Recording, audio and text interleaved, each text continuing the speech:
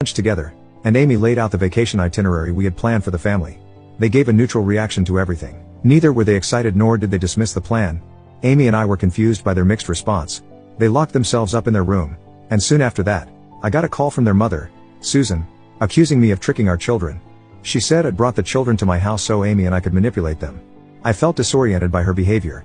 She accused me of hiding the truth about my marriage. I wondered at her accusations. I hung up on her, but she persistently called me. I decided to address the elephant in the room. I called my children and asked them what was the matter. After the initial hesitance, they spoke up. They were mad at me because it was said to them that I had abandoned them. Susan had brainwashed the children against me and had filled their heads with all lies and deceit.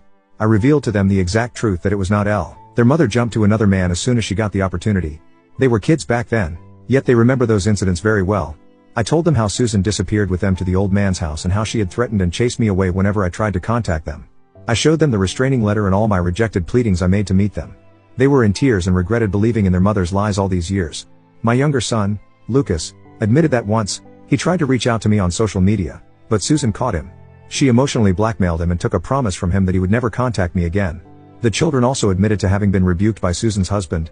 Susan and the children were mistreated at the family gatherings because they were unmarried. Susan continued to stay as a mistress in his house. Although the man paid for their education, he was never a fatherly figure to them. My heart ached as I got to know about my children's adversity. After all the truths came out, we hugged each other and cried our hearts out. We went for a week-long vacation in Florida and had a great time together.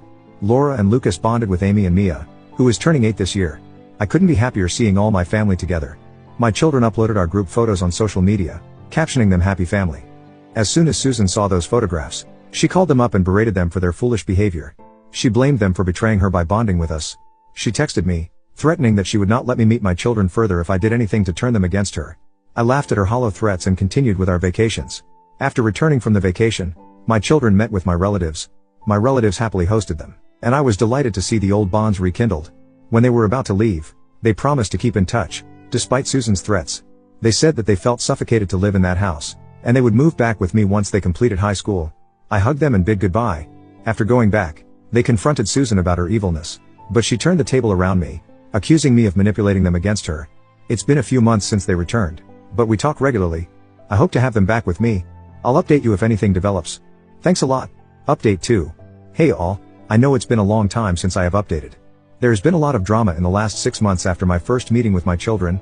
3 months ago, the impending court case with the logistic company got settled. Guess what? I got hefty compensation, not only for the accident but for the injustices in the first trial.